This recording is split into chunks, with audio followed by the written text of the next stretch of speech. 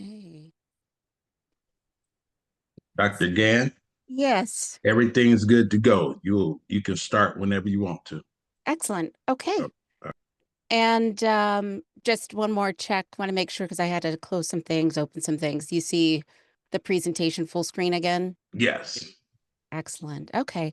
Um, do you want me to wait until the top of the hour for folks to join or? yes. You can do whatever you want to do. That I'm fine with it. I got to get Okay. over here to this girl. Okay. I'll But wait until the top of the hour. okay, All that's right. fine. But you're good to go. You're all set. Thank you once Excellent. again. Thank Appreciate you. it. All Thank you. right.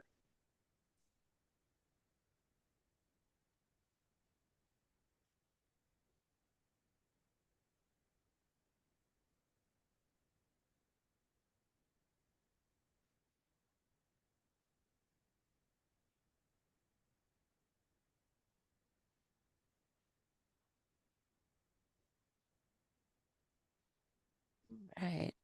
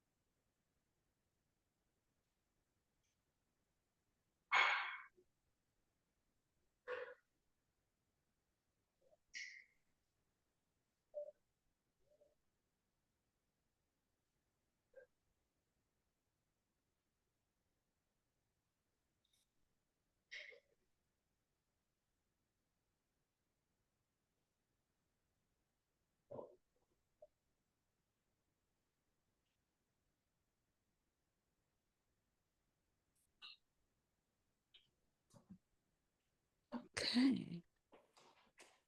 Welcome. I see a couple of folks popping in. Hello, hello. I'm going to ask as you join, please make sure that your mic is muted for now, just to reduce the background noise. And I think we're going to start here in just a moment. Just give a few more seconds to allow folks to join.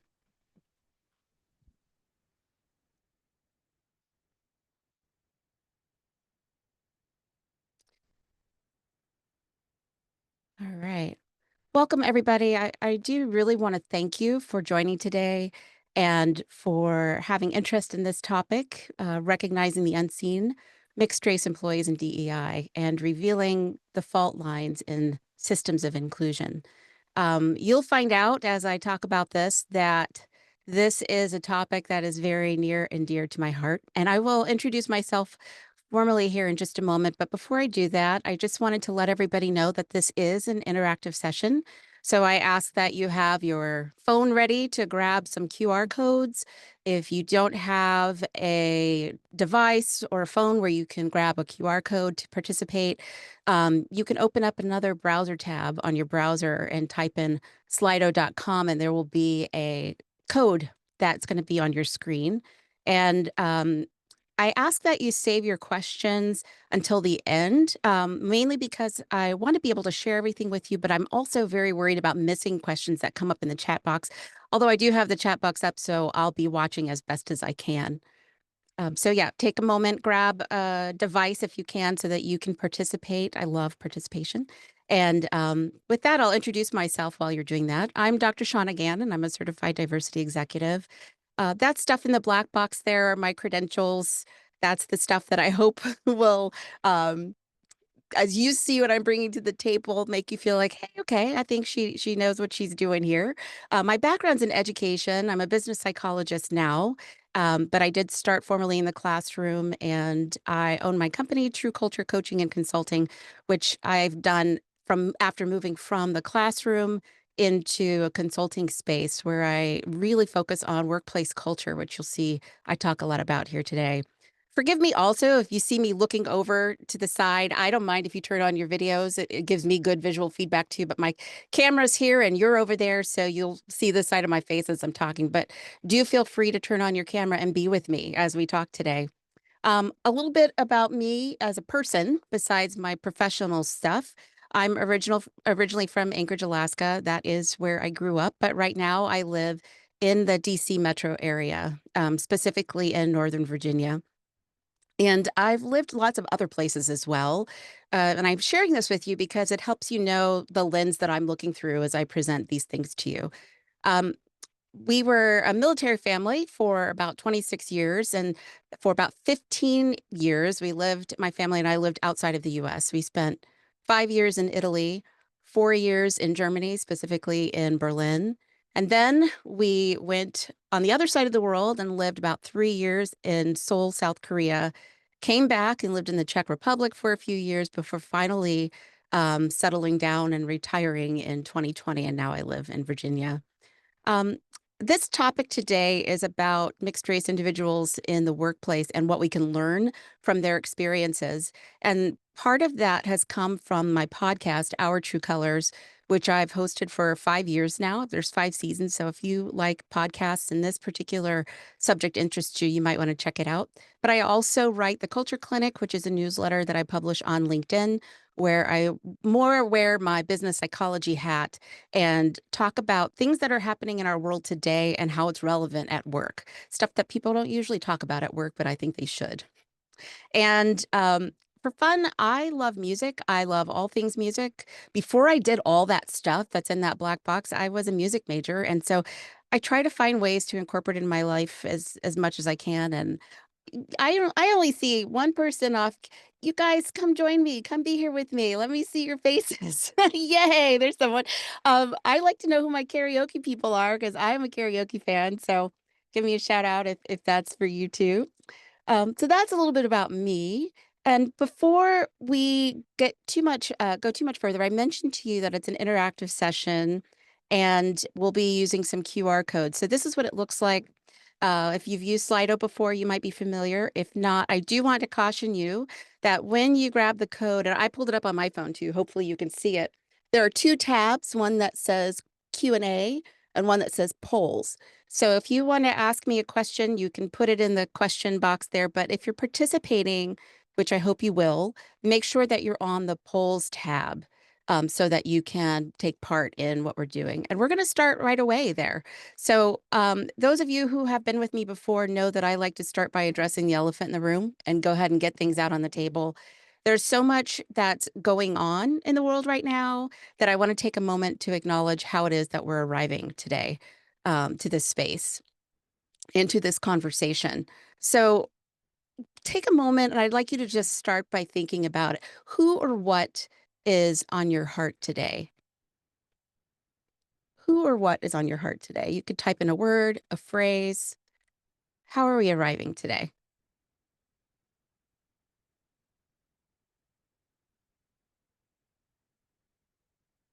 Okay, I see a couple of people.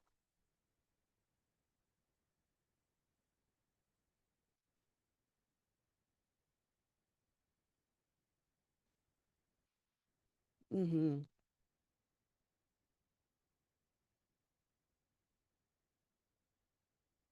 I love it. Keep them coming. Some of these things are light, some of these things are heavy, but they all are who we are. Think about what's on your mind, especially as we enter this space and we're talking about uh, people. That's what diversity, equity, inclusion is. It's human centeredness.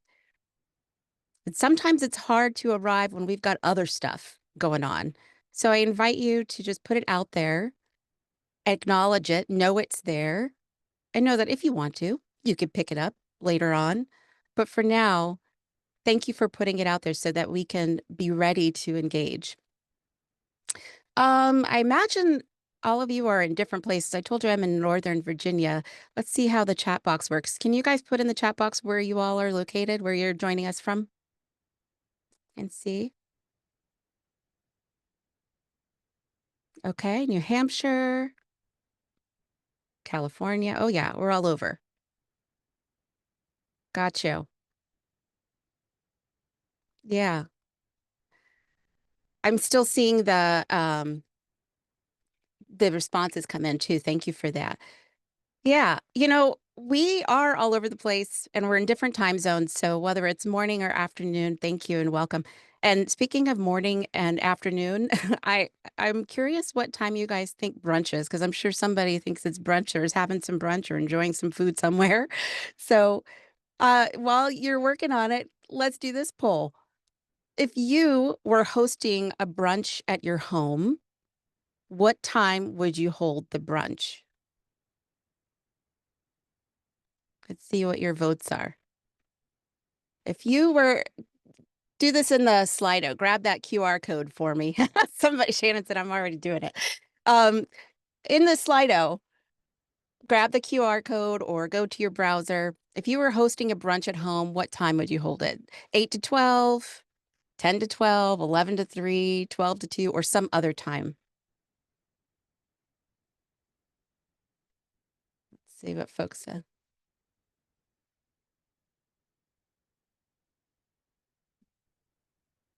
Okay. So the biggest response was 10 to 12, with the second biggest response 11 to 3.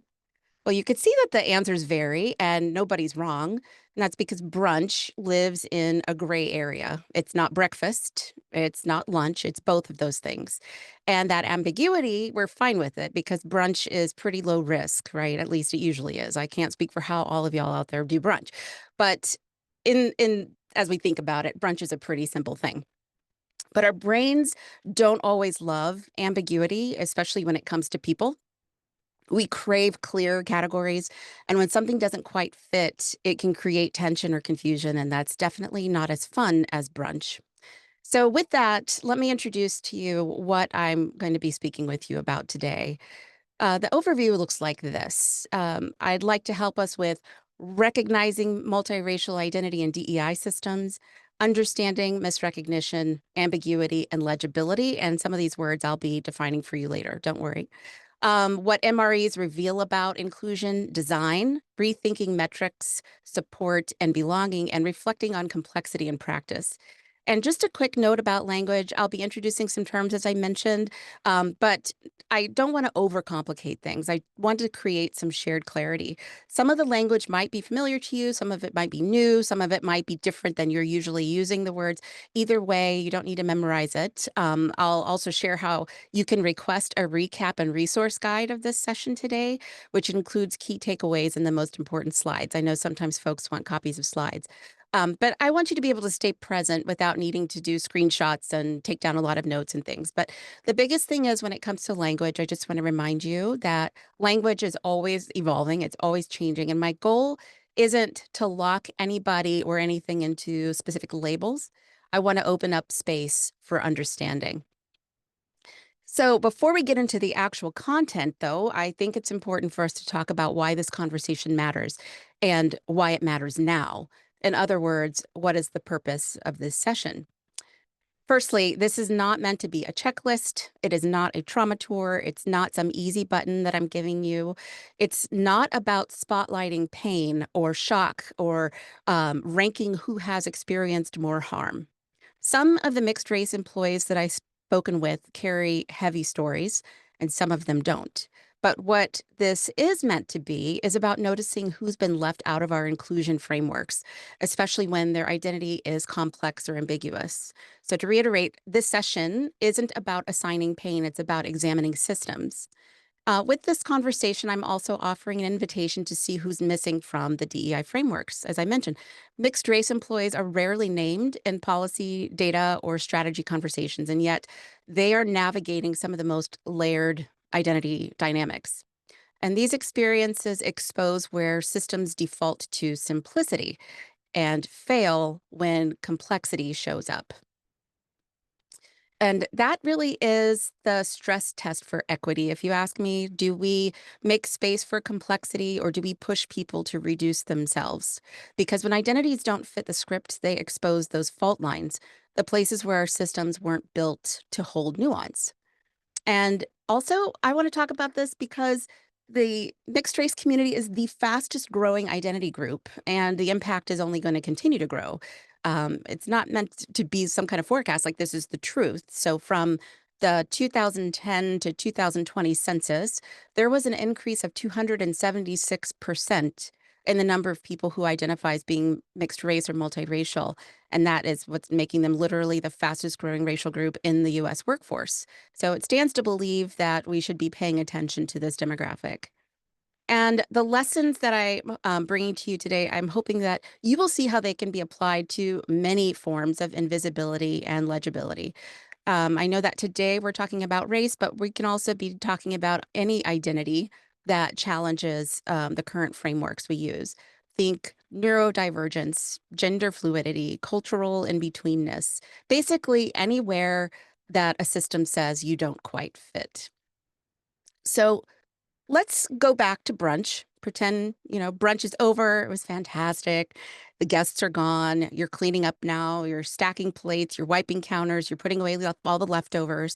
And just as you're about to finish, you notice something in the corner of your table. It's a small gift box that's a little thank you from one of your guests. You open it up, and inside is the cutest little set of sporks. But now you've got a new dilemma. Where do you put these sporks? You kind of love the uniqueness and the novelty of sporks, being both a spoon and a fork. But then you stare at your drawer, and all the slots are clearly occupied. And they seem pretty straightforward. The forks go here, you've got spoons here, and there's knives there. The sporks don't really seem to fit anywhere. And now you're stuck because not that there's anything wrong with the sporks, it's just that your drawer wasn't designed to hold them. So do you put them in with the forks? Do you put them in with the spoons? Do you stash them away in a cabinet or a junk drawer to be forgotten? How do you handle it when something or someone doesn't fit in a given category? I mentioned to you that my family was a military family. So I want to tell you a little story. When we lived overseas, we kind of were caught in this in-between place, this space of liminality, because we were US citizens living abroad. We had a mailbox address that was for US mail, and so we could order things.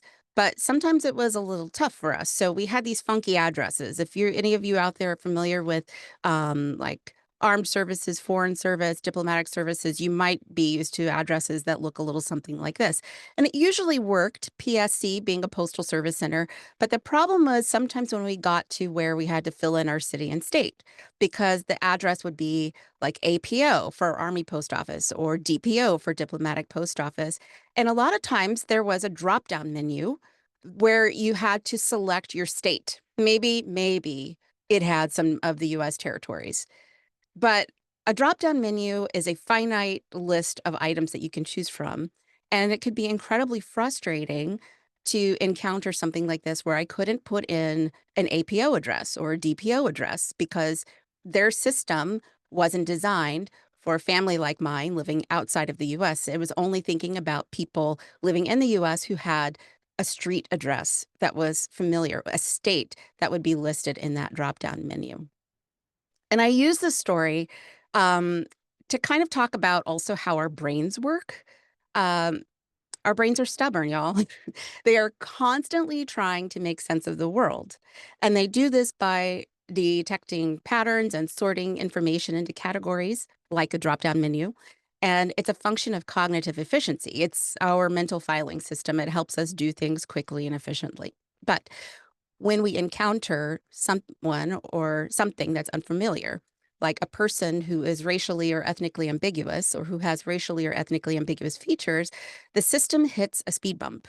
They don't fit easily into the visual schemas that we've built over time. They don't fit into the drop-down menu. And this stalls our pattern recognition process and it triggers the brain's uncertainty response. We get all freaked out, and regions like the amygdala and the anterior cingulate cortex light up. And all of these areas are areas in our brain that are linked to emotional discomfort and conflict detection. So, what we feel in that moment isn't only confusion, it's also discomfort. Our curiosity spikes, but it's not always the good kind of curiosity. It's more like a craving, like a compulsion to resolve that ambiguity, to put a person back into the category that makes sense to us. We just want them to fit in that drop-down menu.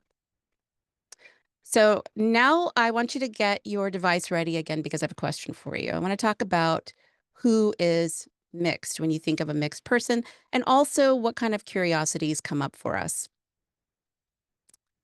So, take a look at this question. What is a question that you've encountered, or maybe you've heard somebody ask a question, or something you've thought about, either as the person being asked or a person asking, when someone's racial identity seemed unclear to you? What have you heard? What have you asked? What do you think?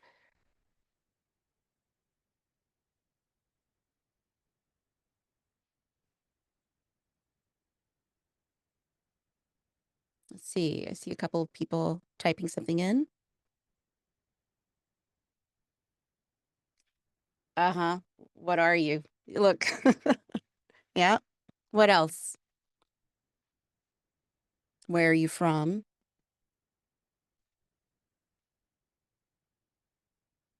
I've been asked, what are you really? Okay.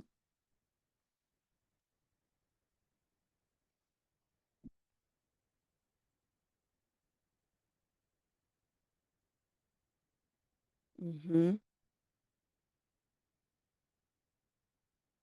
And these can be things that you wonder, like, what are some questions that come to mind when you encounter someone and you're just so curious because you can't make it out what their racial identity might be?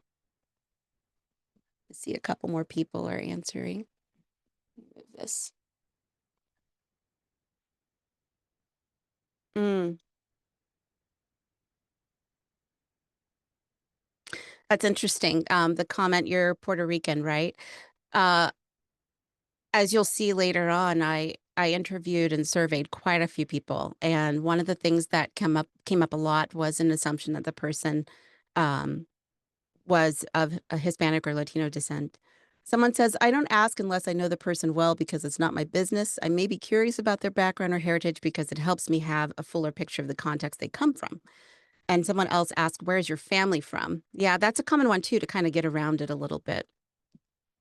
Thank you for engaging with this. Whether you've asked these questions yourself, whether you've been asked these questions, or you've just sat with a curiosity silently, we have all felt some impulse to figure something out in some way, some curiosity, like, I can't place this person. And it can be a little unsettling or uncomfortable. And that's what our brain is doing to us, right? When it doesn't fit, when things don't fit into those file folders that we've created, it creates this dissonance and we rush to resolve it. So some of these, I'll share with you, came up. See if this moves on for me. Um, People sometimes blurt out things like, "What are you?" and some of the other questions that you've seen here, or they challenge a person based on what the person may have expressed about their identity. And so that's important to note too, right? That not all the time this is really done from a place of malice. It's usually that deep human urge to restore mental order and understand who it is we're looking at, to categorize, to name, and to make that discomfort go away with the satisfaction of knowing where that person is from or what their racial identity or ethnic identity is. So I promised you a couple of definitions. Let's take a look at a couple. Firstly, this is how I define multiracial and mixed race. When I say multiracial or mixed race, I'm talking about people whose racial identity includes two or more racial backgrounds. Some people use the term multiracial, some say mixed, and honestly, I didn't put it in this presentation today, but I have an entire list of different ways that people who identify as mixed race describe themselves. But these are the two most common. I want to name this up front, that race in itself, excuse me, is a social construct. It is not biological. It is something that societies create and reinforce. But even though it's constructed, it does have actual real impacts, whether that's in systems, in policy, and in perception. So when we talk about mixed race identity, we're really talking about how people are seen, how they identify, and how systems respond to the complexity of their identities. MRE, you'll see me use a lot, and that is a term that I use that stands for mixed race employee or multiracial employee. I use them interchangeably. And these are people who identify with two or more racial backgrounds and are navigating the workplace. And this is where my business psychology hat comes on, because it's not just about identity, it's about how that identity functions in systems that often expect to fit into neat singular categories. Again, those drop down menus. And this term helps us focus on what it means to move through an organization when your identity is ambiguous, layered, or doesn't match the defaults. And we're not talking about edge cases, really. MREs are already present in our teams, our meetings, and our metrics. The question is, are our systems ready for them? So remember the sporks. Let's check these guys out. We loved our beloved spork, and like brunch, breakfast and lunch, spork is a hybrid, and that's often the level of complexity we're used to recognizing. This and that together. And in the same way, multiracial identity is often flattened into a simple blend. Half this, half that. But what happens when the tools, or the people in this case, get more complex than that? If you look closer at these tools, all of which are real, by the way, they challenge easy categorization. So you've got the sporks that fold, morph, um, double as knives, chopsticks, even bottle openers. The chork there is real from Panda Express. They used to have a chork. And some of these things are actually even more functional because of their complexity, even though they don't fit neatly into some category that we want to put them into necessarily. But the flaw isn't with the utensil, the flaw is the limitation in the drawer. And the same, I argue, is true for people. Multiracial identity is not just biracial.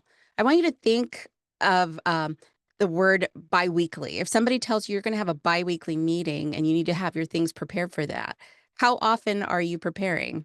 Some people might say twice a week. Some people might say every 2 weeks, right? English is very limiting in that sometimes we have to use these words to mean several things. So this is where that complexity comes into with being multiracial. Sometimes folks are talking about a multiracial organization, and some are talking about the person who holds multiple identities.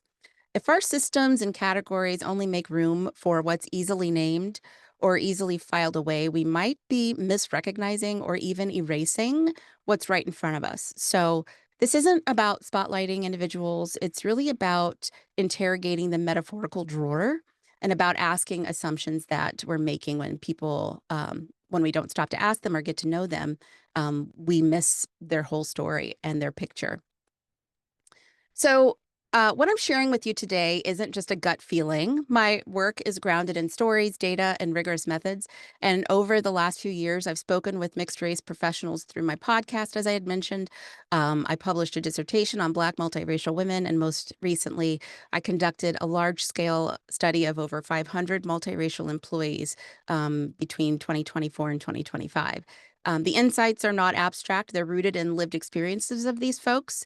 I triangulated them across methods, and I find them to be pretty revealing about how inclusion systems work or how they don't work. And that's why I'm also writing a book about this, that you could only fit so much in a short webinar. But before we take a look at that data, I wanted to share a couple more things with you. One is this idea of racial essentialism, because this is a pattern that can show up sometimes subtly in DEI conversations. And it's the idea that people of a given race share fixed traits, experiences, or even needs. It's putting everybody almost stereotyping to say, like, if this is your identity, I'm assuming this is how you're showing up, right? And for multiracial folks, that essentialism breaks down really super fast because their experiences don't just vary, they also shift. And that depends on context. It depends on how they're read. It depends on who's doing the reading and what systems are in place to include or exclude them. And that is why I created the identity framework that I'm about to share with you. It's not meant to sort people into boxes, but it is meant to help us see the complexity of multiracial identity and the variety of ways that people identify and how that experience is shaped not just by their ancestry, but also perception, social norms, and institutional design. So as I walk through these 5 MRE categories with you, I want to invite you to hold on to this idea that identity is not fixed and race is not a destiny. A mixed race person is more than a biracial person. There's a lot more to them. So one of the first things that I had to do when I started my research was to move past the binary idea of biracial. Even though I was stuck on what mixed meant, it was a little hard for me because that was always to me a mixed person equaled biracial in my head. But when I hear a lot of people think that too, not only do they think biracial, but they specifically think half black, half white. And that narrative shows up a lot in media as well, and how people talk about race. And it's only like a tiny slice. So the stories that people shared with me, you'll see, went way beyond that range. Some people that I spoke with grew up with one white parent and one parent who identifies as a person of color. And that's one of the most commonly recognized paths to mixed identity. Others were born from two parents that identify as people of color from different racial or cultural backgrounds. That is, people whose racial backgrounds include two or more non-white or historically marginalized groups, like Black and Asian, Native and Latino, for example. And their stories challenge how we define diversity in the workplace because their mix isn't always visible to others. They might be viewed as particularly ambiguous or even read to be monoracial, that is, having a single racial identity. And this next group is one that I know personally because that's the group that I'm in, the multi-generationally mixed person. And these are individuals whose mixed race lineage is layered across multiple generations rather than a single interracial pairing. In other words, we might not be the children of two racial groups. Like my parents are not one Black parent and one white parent, for example. We carry a history of racial blending in our family tree. People often assume that I'm biracial, Black, white, but they are surprised when I say that I'm not. My identity includes Black and Creole ancestry, and that complexity is part of how I've been seen or not seen in both personal and professional settings. We might not look mixed in ways that people expect, or we might read as ambiguous without anyone understanding the context behind it. Ethnically identifying multiracial people are those who feel more connected to ethnic identity, like their Latina ethnicity, Jewish, Middle Eastern, and who describe themselves as mixed more through their culture or ancestry than through racial categories. And finally, there are individuals who carry a multiracial background but identify primarily with one racial group, whether that's based on how they were raised, how they were perceived, or their communities where they've found belonging. And sometimes this alignment happens for ease or safety, but it's also about recognition and leaning into the part of their identity that feels the most affirmed or resonant in their daily life. And that doesn't mean that they are denying their full background. It means they're navigating the world in a way that feels authentic to them or strategic or simply more legible. And again, none of these stories are the full picture, but together they remind us that there's no single way to be mixed or multiracial and no single way to be seen. And here, I'm just going to put this here for a minute so you can just get an idea of what the breakdown looked like of the 513 people that I surveyed and interviewed. That's how they showed up in my study. All right. As we go forward, I just want you to keep in mind that when I'm saying multiracial, I'm talking about a range of lived experiences. So I've got a gentleman here to help share his story. I want to share this short clip of this complexity to life. It's Tiger Woods in 1997. He was sitting down with Oprah and becoming the youngest Masters champion in history. And I'll invite you to notice how language and perception are at play as he discusses his identity with Oprah. And since I only see one person on the screen, could you give me a thumbs up to make sure that the sound works? That will help me. Thank you. All right. During our show last week, Tiger Woods told me that he had made a name for himself when he was a child. And let me emphasize, a lot of people just took it out of context. He said when he was growing up, it was a child's effort to define who he was. Pay attention to what he says. Can we get this straight? What do you call yourself? Do you call yourself African American? I know you are. Your father's half black, quarter Chinese, quarter American Indian, mother's half Thai, quarter Chinese, and quarter white. So you are. That's why you are America's son. Yeah. You are America's son. A little funny thing is, growing up, I came up with this name. I'm a Cobblinasian. A Cobblinasian. Caucasian, blue, black, Indian, Asian. Cobblinasian. That's what you call yourself? Yeah. Yeah.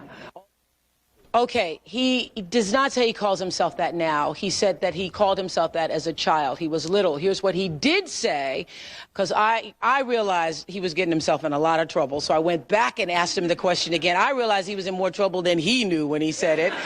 I asked him about how he sees himself now, and this is what he said. What matters When you're is, called one or the other, does it bother you to be called African American? yeah, it does, because to be honest with you, if I would have to label myself as anything, ethnic-wise, you know, always had to check a box, you know, in those little forms and stuff. And they say pick one. I can't. I usually pick African American, Asian, because those are the two households I was raised under. So you don't want to deny your mother's heritage I'm and not household? going to deny my mom's heritage. I'm not going to deny my father's heritage. Those are the two I was raised under, and those are the only two things I know. Although he may call himself Cablinasian, when people see him, they see a black face. They see a black man. How did you raise him to believe that he was of what race and belonged to what race? The human race. The human race.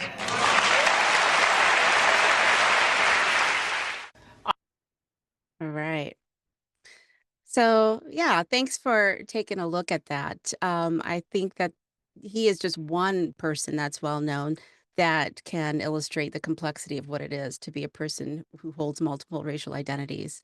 We've been looking at this through a cultural and psychological lens, but I wanted to ask what this means inside of our workplaces. So I was curious about what we might be missing specifically in our DEI frameworks. And there's plenty of research on mixed identity in sociology, education, some in psychology, but very little that centers on the employee experience. So I started asking these different kinds of questions.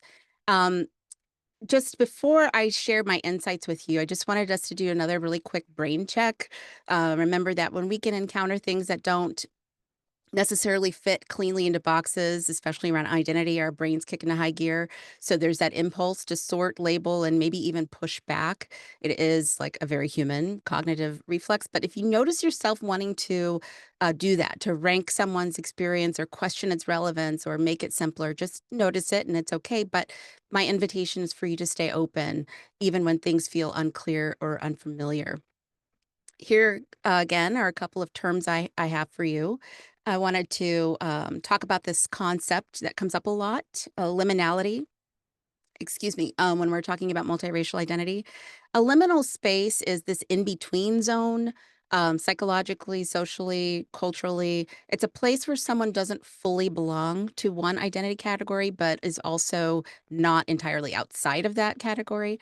And for many multiracial individuals, it can look like they never quite feel enough or they don't seem like enough for a particular group, while simultaneously being expected to perform belonging to multiple groups. And it's not just an internal tension, it's shaped by external forces as well, like how people are read, questioned, invited in, or kept out. And it's the experience of being constantly asked to clarify and rarely allowed to just be. And you've probably heard me use the word legible or legibility a lot so far. And I wanted to make sure you know what I mean when I say that. It's the extent to which a person's identity is recognizable or easily interpreted by others. So in racial contexts, it refers to how clearly someone reads to others as belonging to a particular race or group. For multiracial people, legibility or the lack of legibility can affect how they're treated or how they're included or questioned in workplace settings. So with those explained, here are the insights that I got out of my study. I want to share them with you. We'll go through each of these one at a time. And then I also want to offer some actions you can take that go along with these insights. So the first one is the understanding that not being counted does not mean that you're not affected. So when a group doesn't show up in data, it's easy for their experience to fall off the radar, not intentionally, but when they're not visible, they're not often prioritized. And many of the participants I spoke to reported that in their company surveys or things like that, whenever they have to fill out forms, they're not even counted. They see it whenever there's a report and it comes up. There's not even a multiracial or mixed race category for them. They're either lumped into other, which who's other? or they're told to choose one box, reducing their identity to something incomplete. And even when MREs are counted, it's often in ways that distort the truth. So I'm going to share a story with you. I worked with an organization that very proudly shared its racial diversity numbers, but I added up their columns. So they had like each racial group and they had the total number of people in those groups. And when I added them up, that total number of all those groups together was greater than the number of their total employee count. And I asked about it because I didn't understand, how can you have 78 here, but the total employee count is only 72? And it's because they were double counting mixed race people. So like if a person said that they were Asian and white, they put them in an Asian category and in the white category. They split them. And maybe that made their diversity, you see my air quotes, numbers look more impressive on paper, but it erases the reality of those individuals. And it also means that no one is actually responsible for understanding or supporting who they are fully as a mixed race person, which is completely its own unique experience. If your systems can't make room for complexity, then they can't support complexity. What we don't count, we can't understand. And what we miscount, we misunderstand. So I think counting matters, but only if it reflects reality. Even if you don't have large numbers of multiracial employees, that's not a reason to delay any change. If your culture isn't ready for complexity now, it's not going to magically happen later. And remember, this is the fastest growing racial category of people. Some MREs get spotlighted. They don't like it necessarily, and it's not making them feel seen. They often feel like, they feel like, you just find me to be palatable or tolerable. And some of them get tokenized to represent other marginalized groups. That's not inclusion. That is optics. So I ask us to ask ourselves, are we uplifting someone for who they are or for how they easily fit other people's expectations? Because to me, representation without culture change is just decoration. If the system doesn't evolve, the people that you bring in are not going to stay. The second insight I want to share with you is that grit and strength are not the same as belonging. One inherent thing about multiracial employees or MREs is that they're quite adaptable. Frankly, they are used to it much of the time. They code switch, they translate, they mediate, they show up where they're needed, they shapeshift. But what I want you to remember is that survival by doing those things does not mean that they're supported. Just because someone can navigate complexity doesn't mean that they feel safe in complexity. This is like a tightrope of identity. As a matter of fact, one of my interview participants used the word tightrope to describe his experiences every day at work. Multiracial professionals often balance other people's expectations and they try to translate across cultural lines, which they might be good at. But no one stops to ask them what they need to feel supported and seen. Often folks are thinking of monoracial marginalized communities. And some folks have a way of telling other people how brave and strong they are. But if we don't pause and ask what's being sacrificed, then we're mistaking survival for success. Just another quick thing, you might have seen this play out in the public eye. It wasn't too long ago that J.D. Vance criticized Kamala Harris, calling her a chameleon because of how she shows up in a space and then another space. And her strength of being able to communicate and navigate different communities was really shown to be a negative, and saying that she was a chameleon. And a lot of people who hold multiple racial categories experience things like this. The kind of judgment they get because they're a person who holds these different identities. But here's what we can do. We can make sure, whoops, I'm sorry. I think that went too far. Hang on, folks. Can you see that better again? Sorry, sorry about that. We can stop just trying to praise survival and make sure that we know that we're here to listen to folks and what they actually need. We don't assume what they need. And we can build those systems that reduce the need for code switching. And so that not just mixed race employees, but all employees can feel psychological safety and not feel pressure to code switch. The third insight I wanted to share with you is this idea of legibility again, and that legibility yields access, access to trust, mentorship, leadership. It often hinges on how people are seen. Do people get you? Do they read you as being diverse enough? Because there's that loophole, like you're a person of color or you're a marginalized individual, but are you marginalized enough? Do they know where to place you? Some folks said, hey, I don't really get seen as a person of color, even though I feel like a person of color. They're excluded from things like employee resource groups because where are they supposed to go? They don't have just the one identity. Inclusion isn't just about how someone identifies, it's also about the system and how it recognizes and validates their identity. So here's what I have is a suggested action for you. If your forms still have drop-down menus that say select one or check boxes that forces someone to select only one thing, then we still have some work to do. Let people define themselves on their own terms. Use check all that apply, and even open fields invites nuance because checkboxes are limiting. And yes, it's more time, and yes, it's more effort, but we're talking about humans. Aren't humans worth time and effort is my question. I saw this on my own survey. Participants used incredibly diverse language, as I mentioned before, to describe their identities. I had a field that said, tell me more about your identity, because I knew that my checkboxes weren't a lot. And trust me, they used that field. Um, Forms are not neutral. They are decisions they're designed for decisions and they're designed for numbers to make things easy. But humans are not easy. Y'all, we're complex. And the last one that I wanted to share with you that I thought would be pretty important for today's conversation is this idea that complexity is often punished and not valued. As folks in the diversity, equity, and inclusion space, of course, we say that we value diversity, but here is what I challenge us with. I think that too often what we actually value is simplicity, a version that we can check off of a list. And multiracial participants shared with me that their full story doesn't fit in those neat boxes. And when they tried to express that complexity, it was like confusing. It was treated as suspect. It was even like they're an inconvenience, to be honest. Um, People don't feel like they can be their whole selves, which is what we say to do. Bring your whole selves to work. But if we're often asking people to simplify who their whole selves are, how can they possibly do that? Complexity in itself isn't the problem, in my opinion. I think that the systems that we put in place that punish complexity are the problem.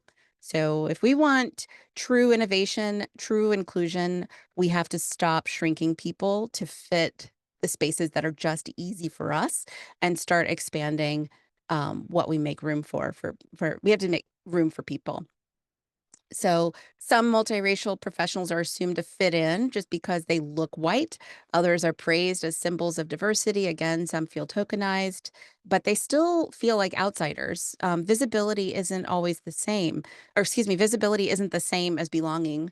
And being seen doesn't mean that you're understood. So many MREs or multiracial employees feel pressure to simplify their identity to be accepted, but when we flatten people's stories to make them easier to categorize, we lose their insight, their nuance, all the like rich things that people who hold these multiple cultural and racial backgrounds bring, the different perspectives they bring.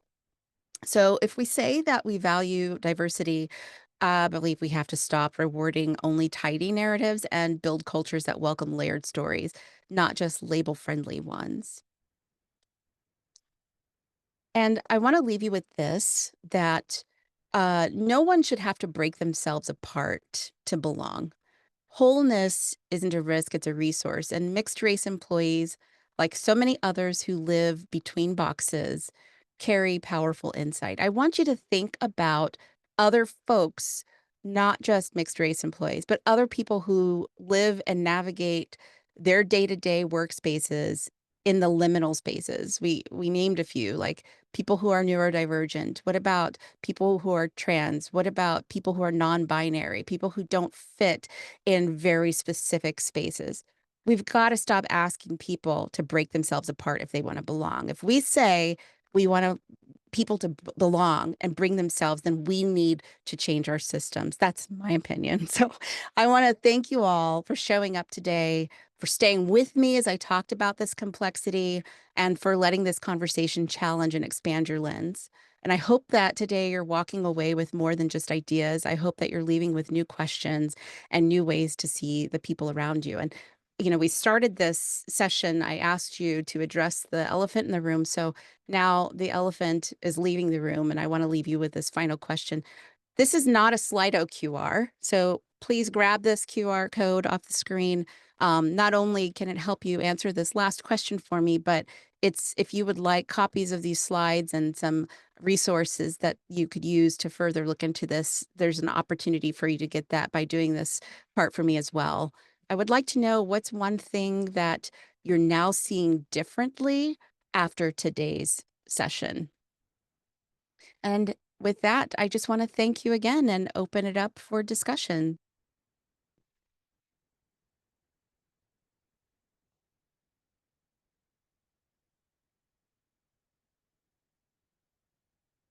I was looking, I don't see any questions you can use the Q&A on the Slido if you want, or you can use them in the chat box. I'm happy to answer questions, or you can raise your hand. I think this allows you to raise your hand if you want to. Let me see if I can see. Oh, I can't see everybody. Let me pull this over. Pamela. Here, I'm going to stop sharing my screen for a minute. I'll put this back up a little bit later. So please quickly grab this QR code if you haven't. That way I can see your faces.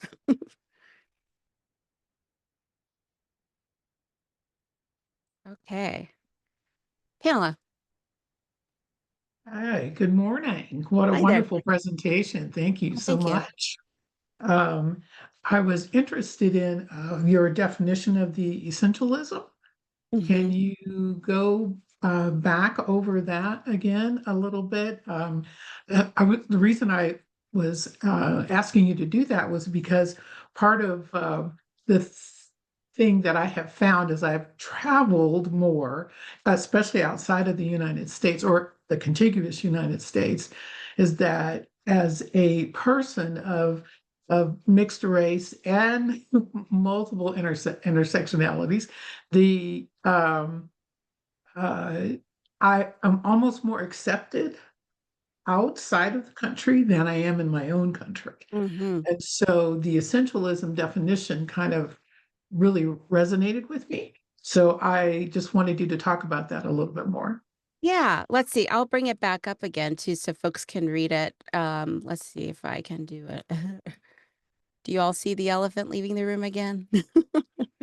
Okay, let's see if I can navigate it on my side. Um, I think that, well, first of all, thank you for sharing that, Pamela. I mentioned to you all that I lived abroad, that is outside of the United States, for a long time too. And I think I can honestly say I had a similar experience to you. But what's different is within the US, given our history, and I would say part of the reason why there's such a focus on the binary of black and white is because of our history here. What's different when I lived in Europe was that there's less concentration on race and it's more about nationality, languages spoken, and even religion. And I was often mistaken for being like, depending on, first of all, I did not even get into hair today. Okay. It depends on my hairstyle.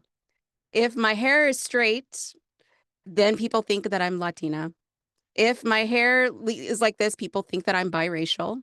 Um, it also depended on who I was with, how I'm dressed, whatever. I've been asked if I was Middle Eastern before, if I'm from Morocco. That was when I was in Europe.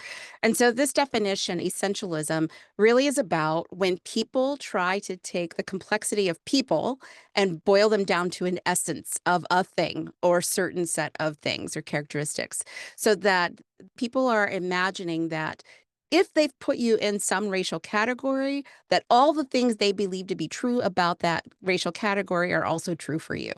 That's why I said it's a little bit like a stereotype, right? It's saying, oh, well, if you are white, that means you must XYZ and 1, 2, 3. If you are Asian, then these things must be true about you, forgetting that people are individuals, right? That's what essentialism is trying to boil people down to an essence or a set of essences that they believe are characteristic of a given racial group.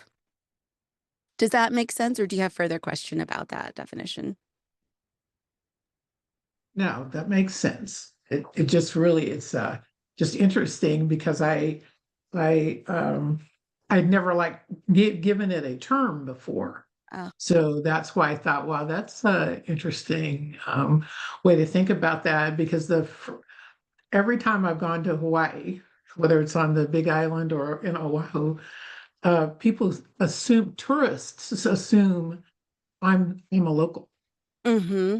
And so I'm like, well, I don't know that I have any Hawaiian heritage. I'm not sure if I do or not. I'm not sure why they think I look like a Hawaiian or anything like that. I'm game for it. It's usually they assume I'm Puerto Rican. So, and I don't think I have any Puerto Rican heritage in my life, but I do make a joke about it. I do find myself, uh, I think you had said earlier, you don't, sometimes you're pretty sure that it's not malice. People are Mm-hmm. just interested.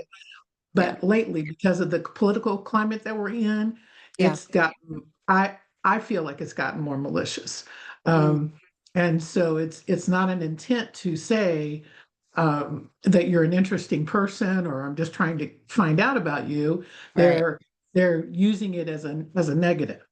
So, so now I'm hiding some of the other things more just simply because I don't want those pieces of me to get bashed all the time. Yeah. And the things that I can't hide, I just, it is what it is. But but as a CDE and as somebody who's also working with other people who are marginalized, it really is that particular phrase, the essentialism, racial essentialism, was just really kind of an eye opener for me. So I appreciated the giving it a name.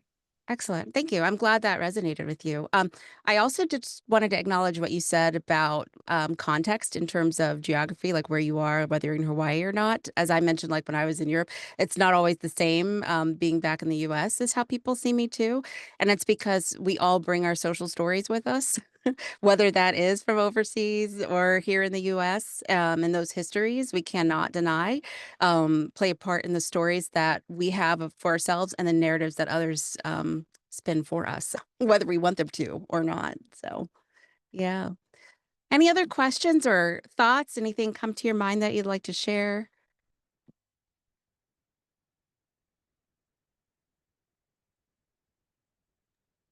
I have a thought I would be happy to share. I think this was a very informational topic. I have a mixed race family, and I have two young sons that one is Dominican American and the other is Jamaican American, and we are constantly talking about race and Mhm. ethnic backgrounds in our house because they are very proud of their Dominican and Jamaican heritage. And so I thought it really resonated just because it kind of helped me understand that some of the questioning might be figuring out where they belong, especially when we live in New Hampshire and it's a very white community that we're in. So they look different or have different hobbies and interests than a lot of the children that they're in school with. So, I mean, for me, it was very easy to connect because I talk to them and I'm closest to my family, but it made me realize how that affects feeling like you fit in at work as well. So the overall picture, I just thought it was a great topic. And you really did break it down in a very understandable way. Um, Thank you. Thank you very much for that. Thank you. I really appreciate you sharing as well. I think about our young ones because, as I said, the population is really shifting, and we're going to see more and more of that. And we talk a lot about in the DEI space about being othered, but then, like, how about if society like really makes you check the box other like you're really othered. I always, have you ever heard that phrase like this, that, the other? And I kind of joke about that, like on my podcast. And I write about it in my book too, because it's like somebody either assumes you're this or that, or you're forced to choose other. And I feel like that's a little bit dehumanizing. Like, why can't we just be all of who we are? And we can. It's just that it's complex and our brains don't want to make time and energy for what is not easy. Um, and so, I mean, we're humans and we're smart and we can move past that. It takes effort. But yeah, I appreciate you sharing your story about your young ones. And appreciating what their experiences might be. And again, the experiences for every mixed race person, because there is no single way, just like there's no single way to be Black, there's no single way to be, whatever. There's no single way to be mixed race. And then even I would argue it's even that extra level of complexity. Yeah, thank you. I think we have time for one more if there's somebody else who has a question or a thought you'd like to share. I would love to just say thank you. This was very helpful. I'm actually working on a presentation next week that is talking about mixed mental health. Oh, So this has been very inspirational for me to kind of think of another side of things. I love that you said briefly, didn't even bring up hair. That is that is my code switch mechanism, like being someone that's from Seminole Nation, being Black, and then also being Caucasian. That's the quick version of saying it. Um, I've always been able to go between any as needed, depending on, what season it is. If it's winter, I might get light enough to I feel that. pass. So it's interesting. And I know I'm trying to rock my natural curls, but if I don't have my headband in, apparently I don't look Black enough. It's so weird. It's so weird. And Yeah. the way that the human brain just has this knee-jerk reaction, like make it make sense. Mhm. It's hard to navigate that when, I don't know, people just don't accept that mixed people make sense all on their own. And Yeah. I think spaces like this are so helpful because I don't think we are talking about it enough. Just the experiences that we all have, and the global majority is becoming more and more mixed, but a lot of people don't want to be labeled that way because we have this stigma in that mixed community. I have no choice because, like the clip you played with Tiger Woods, I would never disrespect either of my parents and the Mhm. backgrounds that they have. My dad is very dark skinned. My mother, it presents very white. I can't not. I Yeah. can't pick a side, and it's just very complicated. And so I just want to thank you for bringing this to the community, and I'm very interested. You said book and podcast, and I'm like writing it down. Oh, So yeah. Yeah. I will be checking that out. I hope you do. The podcast is Our True Colors, and I'll be using some of the stories from the last 5 years in the book, which is Mixed Signals. I don't have a release date yet, but stay in touch with me, and I'm happy to keep folks up to date with that. And the book is, I will tell you, it's written from it's got a lot of my own personal stories, because it's hard to do work like this and completely divorce oneself from it when it's your lived experience. And as I mentioned briefly, a lot of folks very quickly assume that I'm mixed Black, white, biracial, and I'm not. But that is a lot of my lived experience because that's the assumption that's made. So I've walked through the world experiencing a lot of those things, even though I don't have parents of two different races, so I can't even speak to what that's like. But I can tell you what I experience in my workplace and in my everyday life. And it was such, I've got to tell you, even as a person walking through the world, in my body, in the shell that I've been given, in my packaging, I was so surprised at many of the responses after speaking to and interviewing and surveying all these folks. It's all over the place. Why? Because we're not all the same, but there were some very common themes. I only shared 4 of them with you today. I have other things that are, more in depth in the book. But yeah, I appreciate you saying that this needs to be talked about. And I want to find out more about what you've got going on next week with this other part. So let's connect. Yeah, I Um, love that. It's internal for my staff, but I'm happy to share what I come up with. Yeah, I'd love that. And feel free, folks, I'd love to keep the conversation going. You can find me not only on my website, but also on LinkedIn. But it's at the top of the hour. So I'm going to stop and I will thank you all again. I really appreciate you making time for this topic. And um, I'm glad that it was useful to you. I hope that it was useful to all of you. And I'd love to keep talking about it for anyone who else is interested. That's all I got. Thank you, everybody. Thank you.